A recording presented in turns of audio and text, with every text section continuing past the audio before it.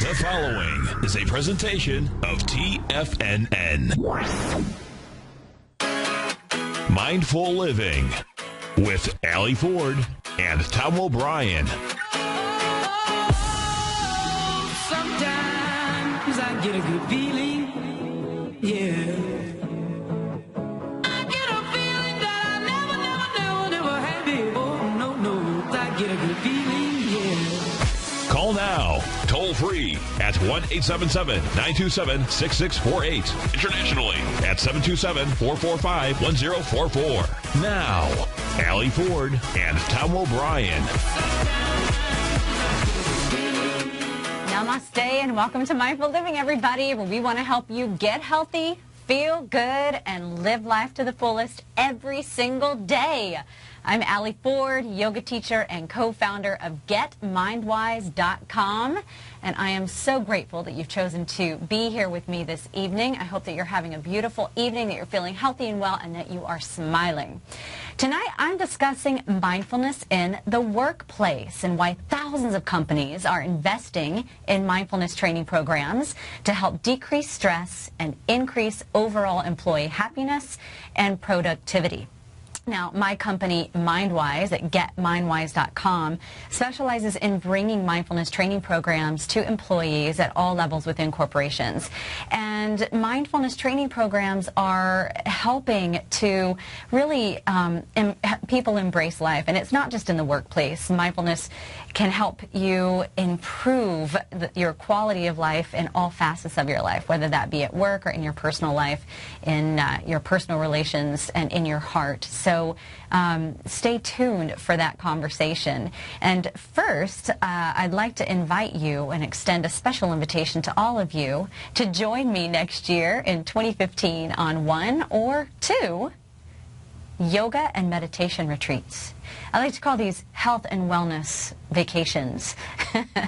First, I'm going to be going to Sicily in May next year. The launch date is May 27th. I'll be teaming up with my dear friend and longtime colleague, amazing teacher, Amy Hill, out of London, to guide a luxury yoga, meditation, and detox retreat on Sicily at the gorgeous Verdura Golf and Spa Resort. And this is a spectacular Rocco Fort property which offers tennis courts, 18-hole and 9-hole golf courses, a 60-meter infinity edge swimming pool, full gym, and of course, if you're not up for staying indoors, you can always enjoy their running trails which course through lemon trees and olive groves. And in addition to 2 daily yoga and meditation classes, which Amy and I will both be guiding, you can also enjoy healthy cuisine. As I say, we'll be offering a detox portion of this retreat in Sicily and a variety of spa treatments in their state-of-the-art spa there at the resort. They also offer 4 thalassotherapy pools. And thalassotherapy is incorporating seawater for therapeutic treatments, and it's said to have a really beneficial effect on the skin. So come in May with me to Sicily. Now, this is a 5-star resort. It's going to be absolutely gorgeous, all you could ever have dreamed of when it comes to a beautiful and high-quality health and wellness vacation. In June, you can join me for 1 or 2 weeks on the island of Amorgos, Greece. And so this retreat is going to be a little bit lower key. It's a smaller resort, a little bit more boutique feel. And we'll be spending a lot of time outdoors enjoying the natural elements. So we can go on cliffside hikes. The food there is all locally grown and organic, which is just absolutely beautiful, and offers a plethora of activities. We'll be going for a daily boat cruise, not daily, excuse me, 1 boat cruise for the week. We'll be going on a guided hike to ancient monasteries and a myriad of other beautiful activities. And, you know, one of the beautiful things about going on a health and wellness retreat is, let's face it, life is busy. And sometimes it's really hard to find time to nurture ourselves. When we get busy, usually the things that go are the things that we need the most. We start to forgo our daily workout regimen. We start to ignore how we're eating, et cetera, et cetera, et cetera. So going on retreat is a way for you to just reconnect with yourself. You'll also connect with beautiful, like-minded individuals who are there to restore, refresh, and renew. And so you'll make some beautiful acquaintances and develop new relationships. and just get to explore the natural wonder of a beautiful area, which my team, has thoroughly researched, so that you don't have to bother going through all that trouble. So just come with us and return to your life with a fresh, new perspective. Now, information on both of these events will be posted on my website, allieford.com, very soon. And you can go there now to subscribe to my newsletter, via which we'll release all the exciting updates as they come to us. And I would be so honored for you to join me. So please sign up for my website at allieford.com. Now, on to mindfulness. So as you all know, I'm a huge proponent and practitioner of mindfulness, and now through my company MindWise, I'm offering mindfulness training programs to employees and corporations. I feel this is my calling because I actually spent over a decade in the corporate world. So I started my career as a sales rep in a computer company, Dell Computer Company, and then went on to a pharmaceutical company, a Fortune 500 company, which was Bristol Myers Squibb, and then segued back into the technology arena, selling software. And I went to California to work for a few startups in California. And it was a wonderful, exciting career. I mean, the pace of the industry and the energy in the industry. You meet some of the most brilliant people you'll ever meet as long as you live. It's just that for me personally, I didn't have coping tools. I didn't have mechanisms to deal with the stress and the pace of it all and the pressure that, I felt. Maybe it was external, maybe I put it on myself to be successful and to thrive in these organizations and in this world. And let's face it, there are a lot of people thriving in those environments. But I didn't have the tools to manage the stress in my life. And so when I found mindfulness, my life was just absolutely changed. And I decided to make this what I did for a living, to go and help other people, particularly in organizations who may be really bogged down by the stress of their responsibilities and, who may be feeling like it's defining their existence, that they're having trouble finding balance or finding joy in their heart, that they're feeling worried and stressed and anxious, maybe even losing sleep, maybe who are even feeling their health is just spiraling downward. And I always said that if someone would have done that for me, if I would have met someone who could have helped me manage the stress of it all or just the daily responsibilities, I would have been way less stressed and experienced much higher levels of happiness at work, and perhaps may not have ever even left that career, though I do trust that everything happens for a reason. So if you go to our website, getmindwise.com, you'll find a lot of helpful information about what mindfulness is. And in fact, if you check out the tab that says, wait, is it mindful or mind, F-U-L-L, full? What does that mean? What does mindfulness mean? Well, in a nutshell, mindfulness is the ability to pay attention on purpose in the present moment without judgment. We're going to get a lot more into that. What the heck does that mean? But it's shifting from autopilot to seeing clearly whatever's happening in your life from a totally fresh perspective. And although you can't eliminate life's pressures, mindfulness is a scientifically researched approach that helps you respond to the demands of daily life in a more calm, focused way. So why then are companies and thousands of companies like Google, Twitter, Facebook, certainly companies that are on the cutting edge these days, that are leaders in not only in their arena but in business period, as well as Fortune 500 companies again that are leaders in their segments and who are continuing to blaze the trail for others to follow, like General Mills, General Electric, Target, and thousands more around the globe, are investing in mindfulness training programs. So as we said, mindfulness is. So let's address what it is and why we're so interested. And I just want to say, mindfulness is nothing new. It's actually been around for thousands of years. And it was designed as a method to help overcome the suffering of life and increase our presence, our ability to be present in our life, through which we find more peace and rest and joy in our hearts. And frankly, nothing has changed. People are still getting those exact same results. It's just that mindfulness, because of the scientific research that's being invested, millions of dollars being poured into scientific research behind these practices, and what they're finding, it's been really booming over the last 10 years in particular. So what the heck is it? Well, defined by Jon Kabat-Zinn, who's a pioneer in the mindfulness arena, he says that mindfulness is paying attention in a particular way, on purpose and non-judgmentally. Paying attention to the present moment on purpose and non-judgmentally. So it's a way of connecting with life, which involves training our attention to be present or simply learning to pay attention. Because paying attention is a skill on which all higher level cognitive and emotional ability is based, including our ability to understand correctly situations, to make good, clear decisions, and respond emotionally accurately to events in our life. And the fact is that the ability to simply pay attention is threatened in today's world. There are so many distractions in today's world and so much pressure. Distractions from technology. We've all got a gazillion gadgets surrounding us, and televisions and traffic and noises and sounds. It's really hard to find quiet space these days. And we're all busier than ever.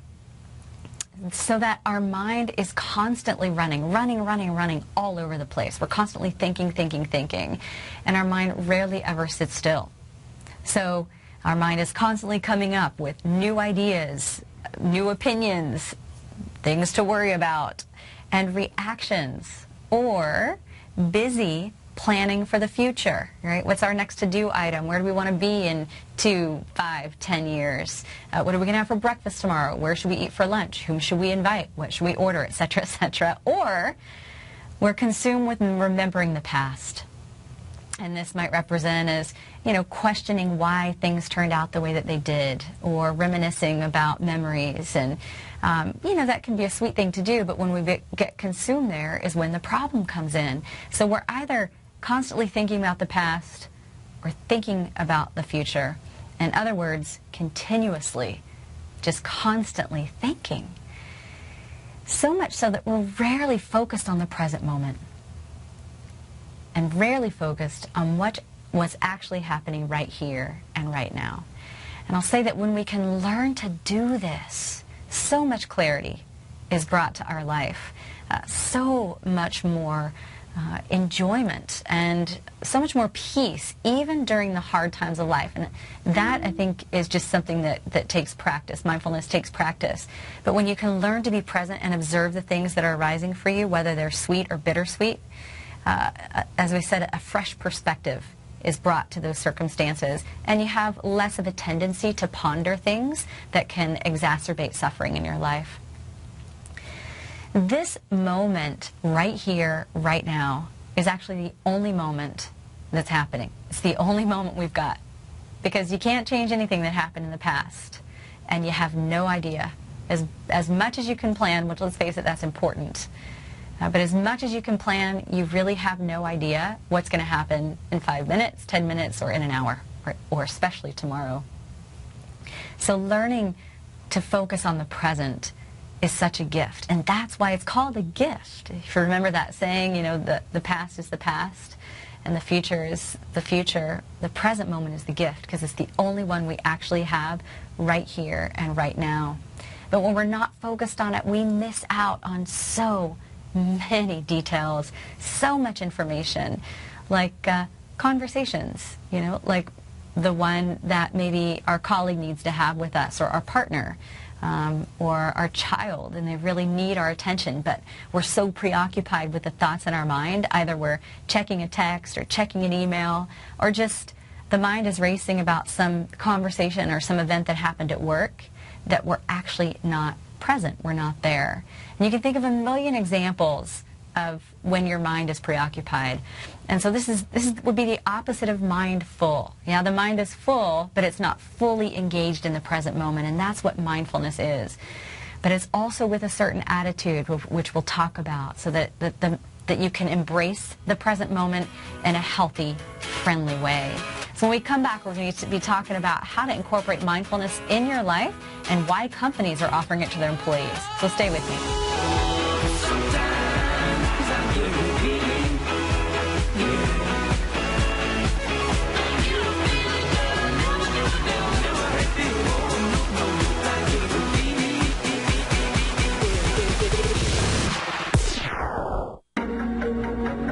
In quiet markets, investors search for new trading opportunities. We'd like to introduce you to a new product that provides opportunities even in flat markets. Nadex, the North American Derivatives Exchange, is a new and innovative Chicago-based exchange registered with the Commodity Futures Trading Commission, and unlike most other exchanges, Nadex allows you to trade directly through them with direct market access when using their trading platform. Nadex never charges a fee to use their platform, which even includes real-time charts and full customization capability. Nadex's unique short-term binary options allow traders and investors to capitalize on strategies even when the underlying markets are quiet. Nadex's innovation has allowed them to come up with a line of unique trading products that are unavailable anywhere else. See how it works at nadex.com. That's NADEX.com, or click on the Nadex banner on the front page of TFNN.com. Futures and options trading involves risk and may not be appropriate for all investors.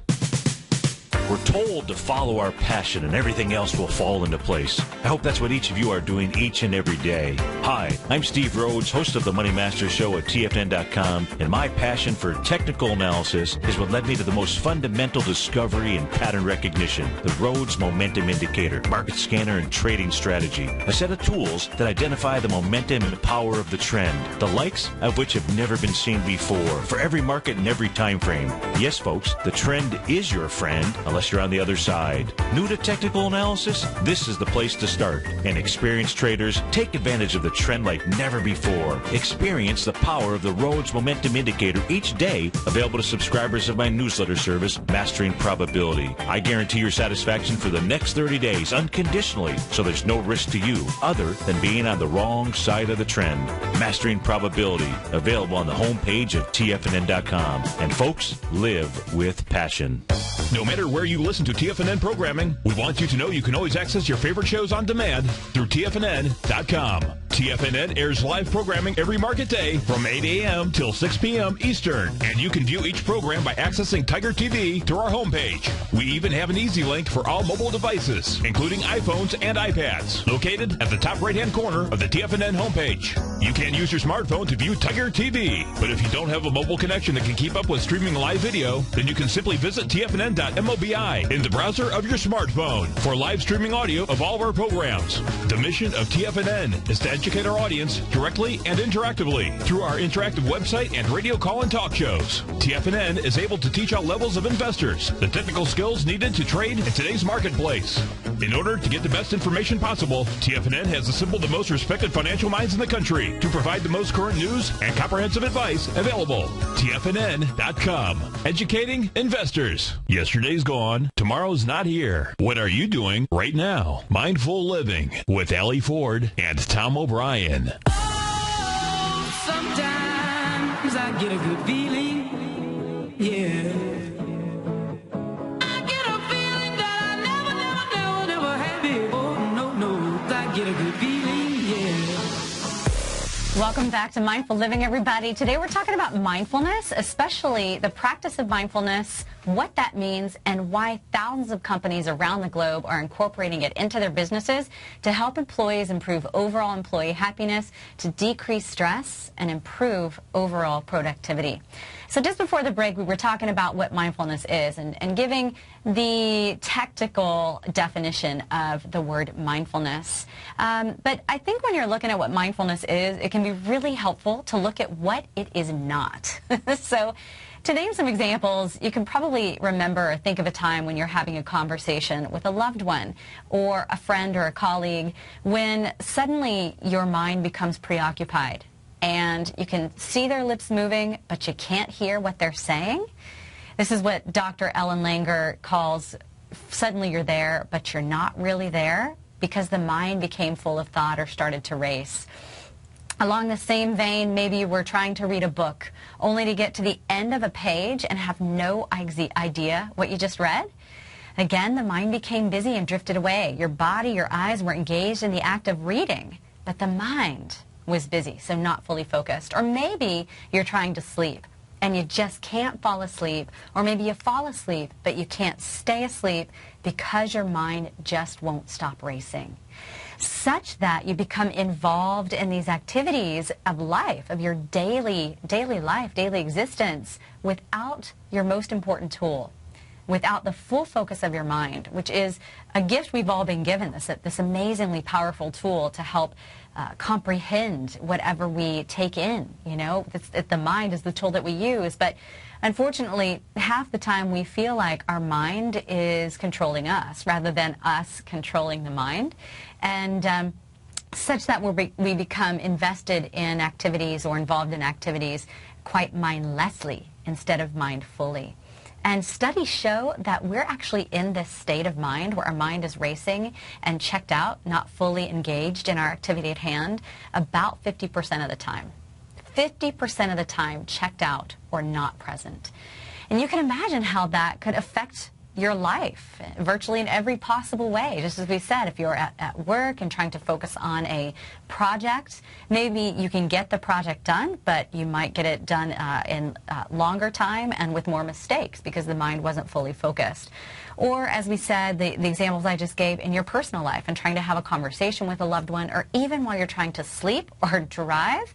You can think of times when you're trying to drive and your mind checks out, maybe you miss your turn, or you almost miss your turn, or you're driving and you've got your phone in one hand and you're trying to read your email or text while driving. Not a good idea, but typical, and something that we try not to do when practicing mindfulness.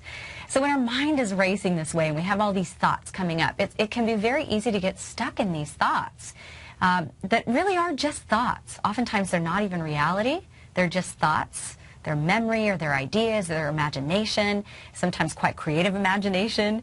But sometimes we actually take these thoughts as the truth. And so much so that we're not able to shut them off, right? As we said, we can lose sleep or become emotionally affected. If it's something, a train of thought that is causing us to become affected adversely emotionally, where we become sad and we keep that train of thought going and attached to it, even thoughts that may or may not be happening, may or not have happened, or may not going to happen, you can actually send you in a downward spiral emotionally, maybe even toward anxiety or depression.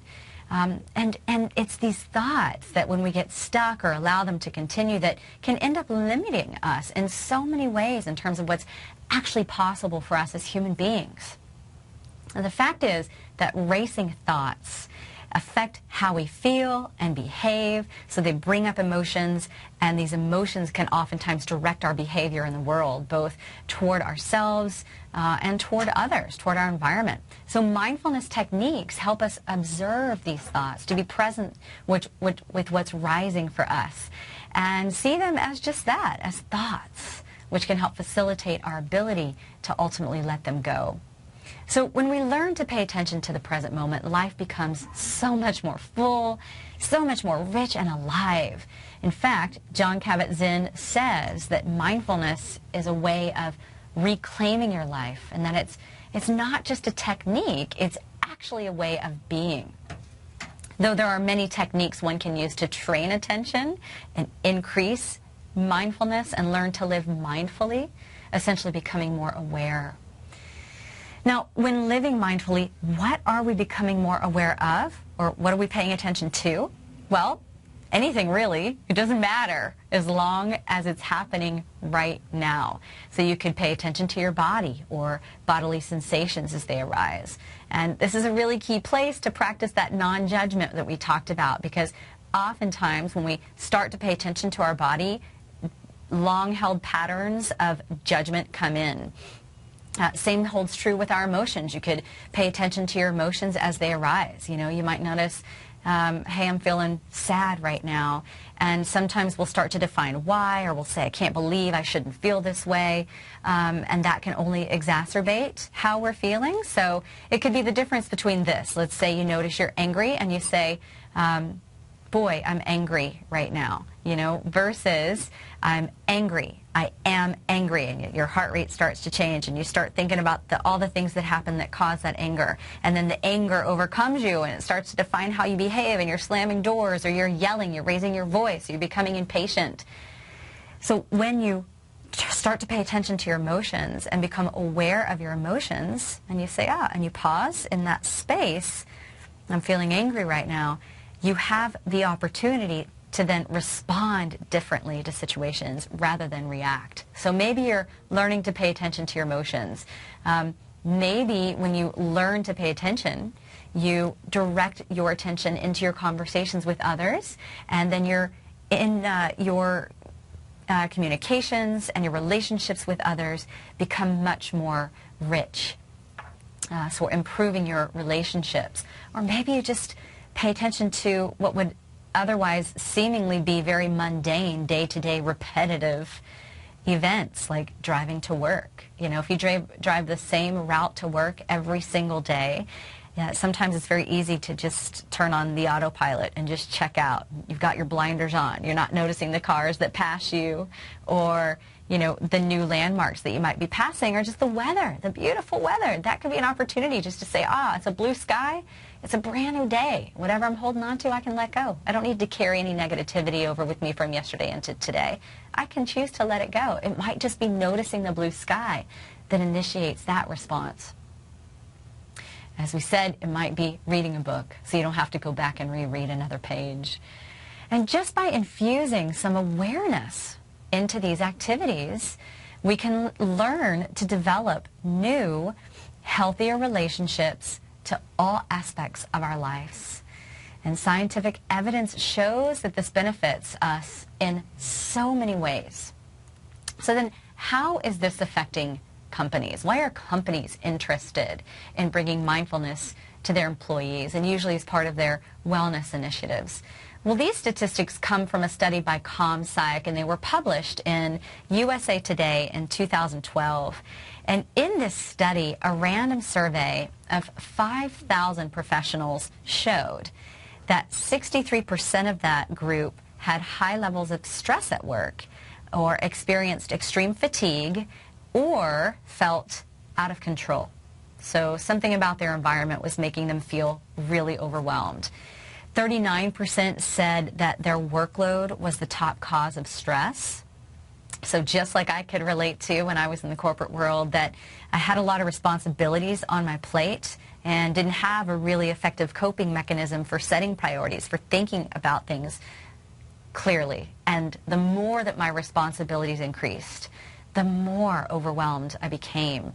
And so 39% said that their workload's the top cause of stress. 53% of those 5,000 individuals said that they needed to take frequent stress breaks at work to go and just have a chat with other colleagues. And then 36% said that they just worked harder. So they just ran a little bit more quickly in the wheel, right? Spinning the wheel, as opposed to kind of taking a break and recollecting their focus. Almost half of that group, 46%, cited stress and personal relationship issues as the most common reason for absence from work, even ahead of medical reasons or caregiving responsibilities. So that to me was shocking, that stress was causing people to call in sick to work over actual sickness or medical reasons and over other responsibilities in life. And studies are showing today that stress is actually becoming, if not the top cause of doctor's visits, one of the top causes of doctor's visits around the world. So companies are seeing the repercussions of increased levels of stress on employee wellness, healthcare costs, and overall productivity.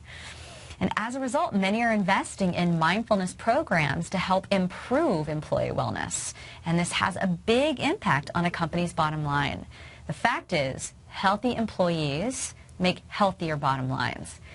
And as we said, it's this stress that is causing a lot of unrest in the workplace. And as Dr. Ellen Langer said, that the events of life don't cause stress. It's our reaction to those events which cause stress. So we're back to mindfulness. What's happening in the mind? How are we perceiving things? How are we processing things in our mind? And thus reacting or responding. And this is where mindfulness comes in. So when we come back, we'll again define exactly what mindfulness is and how companies are using it to improve productivity and reduce stress. Stay with me. We'll be right back.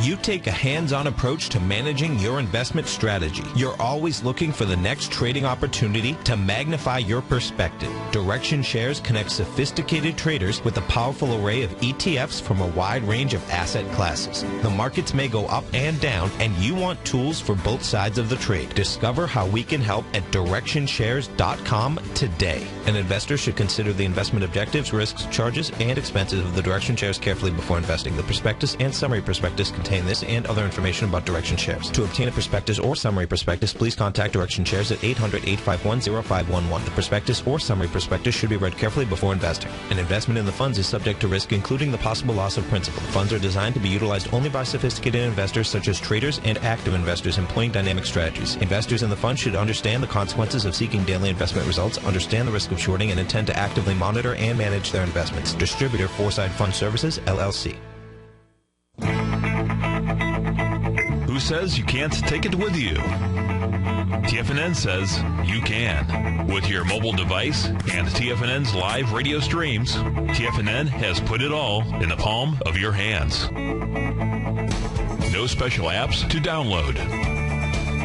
No subscription fees for live radio or Tiger TV streams. We say you can. Now let's go over to the dollar, because the dollar is going to be the generator. It is the generator of basically higher dollar, lower market. And what the dollar has done, and this whole uptrend, folks, has just gone sideways. The way it works, folks, is this. We say you can. The Tiger Financial News Network. Smart investors and professional traders know you can. TFNN.com. Educating investors.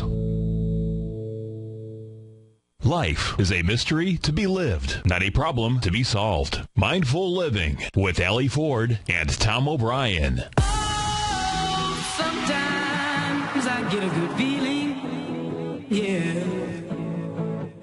I get a feeling that I never had before. No, I get a good feeling, yeah.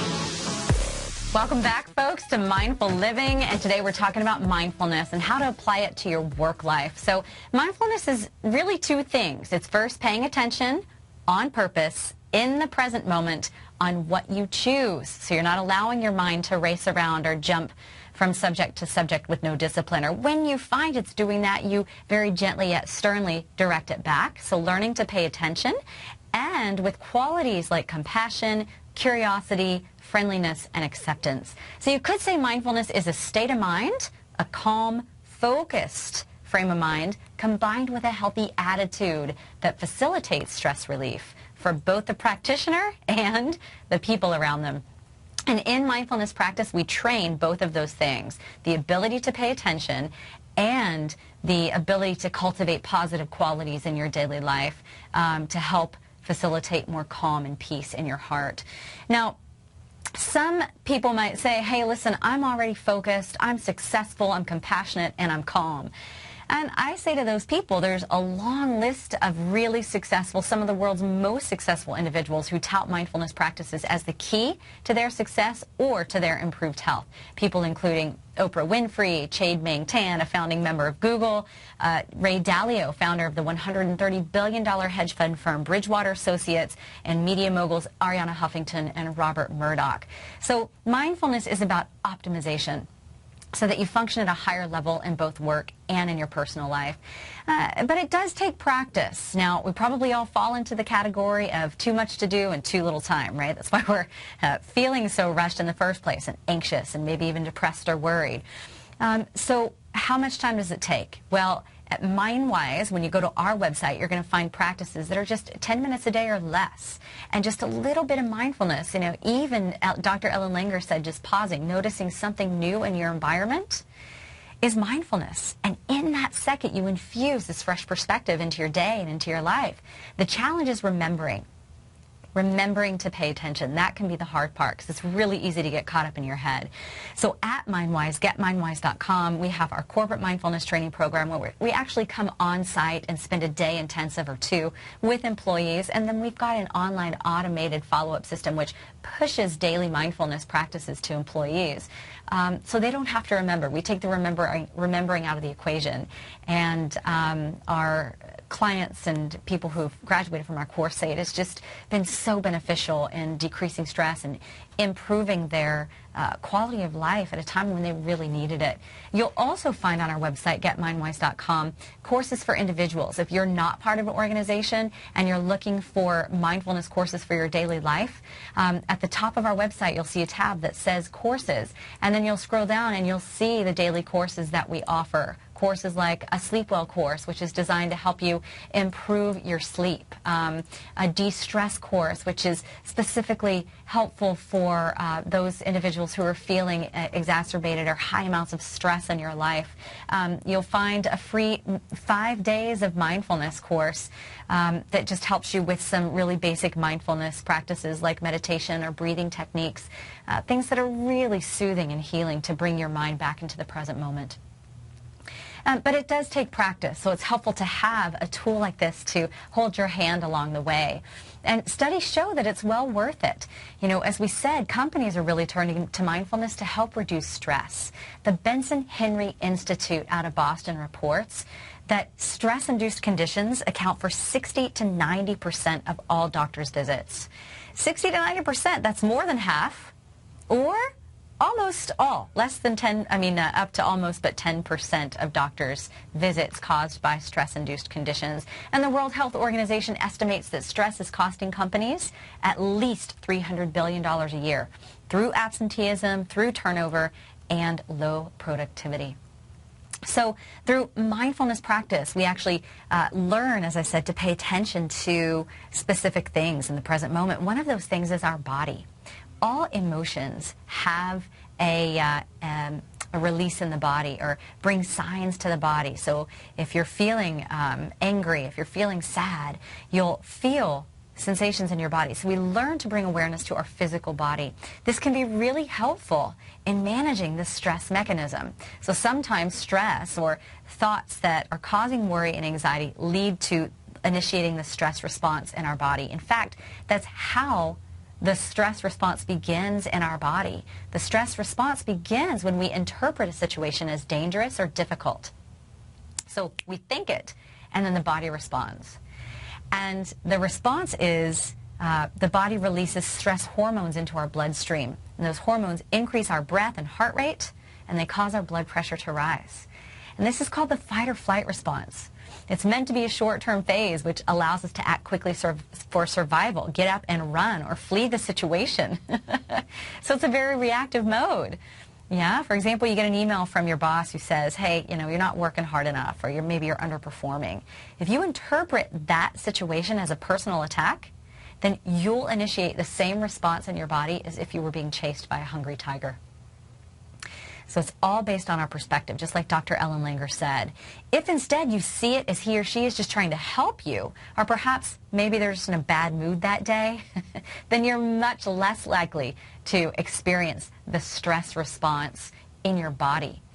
So daily mindfulness practice includes doing activities with mindful awareness, so we become more aware of our inner environment that leads to stress, including our thoughts. What types of thoughts? How am I thinking about this situation? How am I perceiving this situation? As well as emotions that arise and physical sensations or signs of stress in our body. We might notice, say, in a stressful situation when you're driving your car, your knuckles are turning white, you're squeezing the steering wheel, or you're frowning your brow or grinding your teeth, or that your breath has shortened. And in the minute that you become aware of those sensations, you can do a mindfulness exercise, like take a deep breath, or take several deep breaths.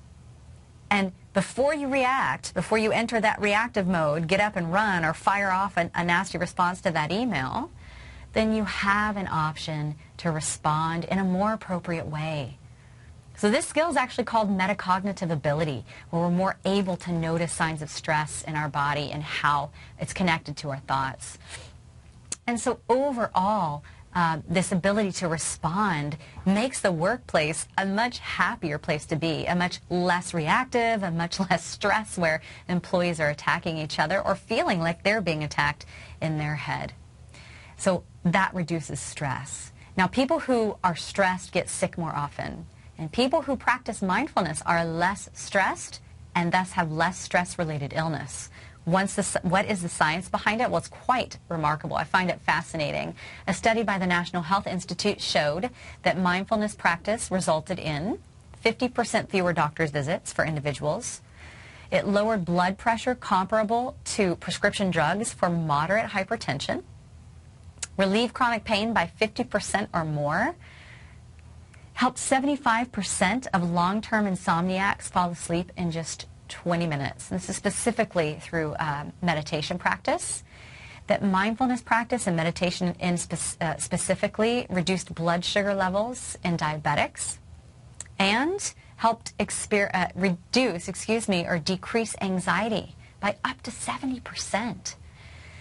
So we've talked on this show, I've had the amazing opportunity to interview mindfulness pioneers and researchers. I did have the chance to speak with Dr. Ellen Langer out of Harvard, as well as John Denninger out of Harvard, who've been doing some amazing research on the benefits of mindfulness. And I encourage you to go back and listen to those shows because they are incredibly fascinating. So it's certainly worth our time to look into mindfulness practices to help reduce stress. And then the other big benefit companies are seeing of bringing mindfulness in as a result of reduced stress is improved productivity. Mindfulness techniques, as I said, train attention and thus improve concentration. So we're able to focus our mind for longer periods of time on things that we want to focus on, so we're less distracted. You could say it's like weight training for the mind, except here, instead of going to the gym and training your bicep, lifting a weight to train your bicep muscle, your quadricep muscles, you're literally training the muscle of concentration. And as I said at the beginning of the show, this is the foundation of every higher level cognitive and emotional ability in life. But people are feeling more distracted. In fact, there's a study by Harvard out that showed in the workplace there's actually some signs that we're all suffering a little bit from ADD, the inability to stay focused because of all the distractions. So through mindfulness training, we learn to stay focused for longer periods of time rather than multitask on several things. So this can be a natural tendency when you're feeling so distracted or overwhelmed or like you have a lot of projects on your plate. The natural tendency is to want to multitask. And a lot of us go around saying, I'm a great multitasker. You know, I can talk on the phone and write an email and cook dinner all at the same time. But a 2009 Stanford study by 3 scientists showed that people who multitask are A, more sensitive to distractions, B, have worse memory, and C, have more difficulty switching from one project to the next. They're less focused, more stressed, have less energy, and become habitual multitaskers. That doesn't sound very good. That when we multitask, it creates habits. And so we tend to want to do that more often.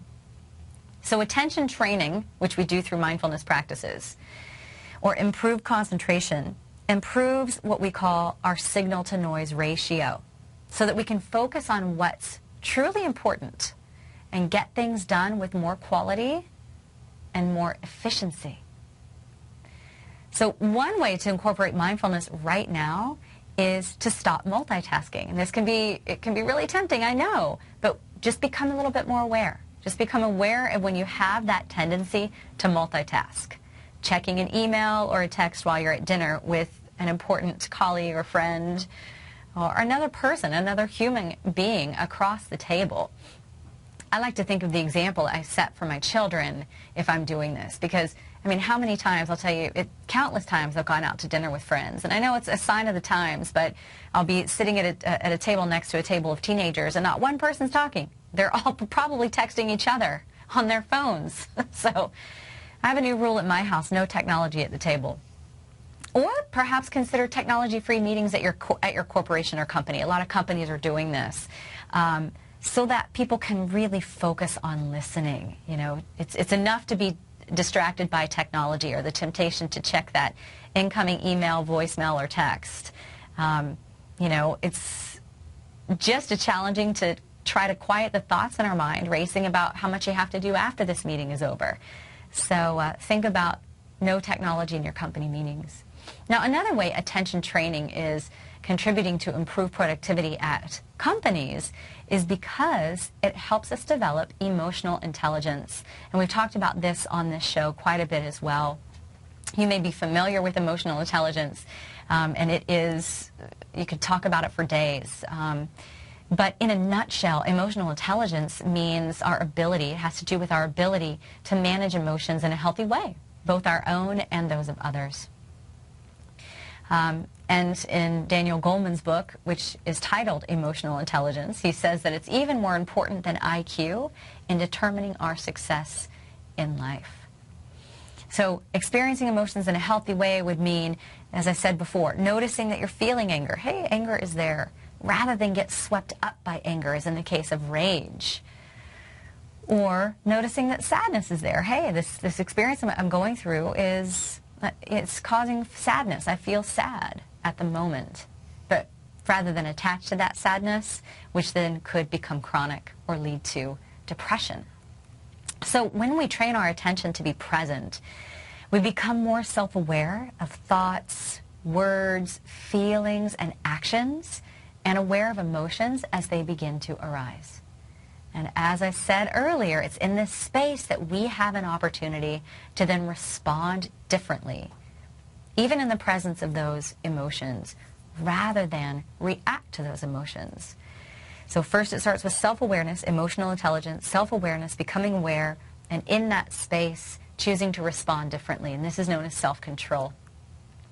And over time, this practice creates new healthy habits, which includes those attitudes that I talked about a few moments ago, and that is approaching even some of the more challenging moments of life with curiosity and acceptance and compassion and friendliness. So that over time we become more empathetic and more compassionate people. And ultimately this too makes the workplace a much happier, healthier place to be. Employees are less worried about politics or relationships and more focused. And if you remember the study I mentioned by USA Today of 5,000 different professionals in the workplace, the majority of them said that they call in more frequently to work because of stress or relationship tension with other people. So emotional intelligence can help us overcome that tension, that drama that happens or can happen in the workplace, so that we can focus on what's really important. So what's the return on investment that companies are seeing as a result of bringing mindfulness into the workplace? Well, first of all, participants who've graduated the program report that it's enormously helpful in managing stress and enhancing focus and concentration and helping them feel more energetic. So probably because there's less multitasking, or they're becoming aware when they tend to multitask. Mindfulness courses have also been shown to reduce stress levels by more than 33%. And that's been measured by the Perceived Stress Scale, which is a validated assessment instrument. And in one study of 5 different companies who participated in mindfulness training, productivity increased by an average of 69 minutes per work week per participant, yielding a return on investment of 11 to 1. So there are really compelling reasons to do it. So what does it look like when companies are bringing mindfulness into the workplace? Well, it begins usually with a wellness initiative. And what's interesting about this is many companies have insurance policies which would then credit the company for every employee that goes through these programs, which ultimately results in great healthcare savings for corporations. If they're tending to the wellness, health and wellness of their employees, they're going to be compensated for it in their insurance fees as well. So I would suggest, if you're a corporation considering mindfulness to your employees, check that out. So you'll have a wellness board or a group of individuals who are looking at bringing mindfulness in, and you could offer it to employees who are interested, so that you want wellness initiatives to be offered to your employees, but not forced on employees. You want them to feel inspired and motivated to participate. So it's important that as an organization you provide compelling reasons to do it. What people want to know: what am I going to get out of this? What is it, and what am I going to get out of it? So I myself go and I'll participate as a keynote speaker for companies who are considering mindfulness for their employees, just to educate people. What is mindfulness and how can it help you? Why would you be interested in this? So that could be a really lovely way to introduce it to the company. And then you send employees through the training. And as I say, with GetMindWise.com, we then hold your hand. We take the remembering out of the daily lessons in our program from there on by sending, pushing online lessons to follow. And then, of course, we go in for follow-up. But to see the most success in your organization, it really also needs to be supported internally so that employees know it's okay to take 10 minutes out of their day to go for a walk or to pause for some slow, deep breath, or maybe even go to a meditation room, which you'll find in a lot of organizations today, which is just so fascinating to, you know, have a quiet space reserved for people to go and de-stress, decompress, and focus their mind and return to their work in that state of mind. So maybe a meditation room that is initiated by the wellness team or the team who is implementing these programs at your organization, as well as focus groups. It can be really helpful to get people together to do these practices once you learn the techniques. And as I say, it might be 5-10 minutes. But there's nothing like having a team of people around you to support you when you're on a path. And this holds true with any wellness program. Let's say, you know, you can stay home and go for a run or do your exercise at home, but oftentimes it's so much more powerful. There's so much more energy to go do it with a group. So you'll go to the gym or you'll go to a yoga class or you'll go run with a group and you'll be much more inspired and you'll feel that energy. It's contagious. So in your organization, getting focus groups together, support groups together, just once a week for 10 minutes to do these practices together can really help remind employees to stay on the path, because it is with practice that people start to see benefits from these practices over time. As little as 10 minutes a day can be enough to change your day from one of stress and worry into one of balance, focused, calm. So if you're interested in mindfulness programs for your organization, I encourage you to contact me through my website, getmindwise.com, or Allie at GetMindWise. You can also find links to this information through my yoga meditation website, which is just my name, allieford.com. And I'd be more than happy to provide any information that you're looking for if you're considering bringing these programs to your employees. So thank you so much for joining me for this conversation today. I'm wishing you mindfulness in your day-to-day activities, health, wellness, beauty, and peace from the inside out. Have a great one. Namaste.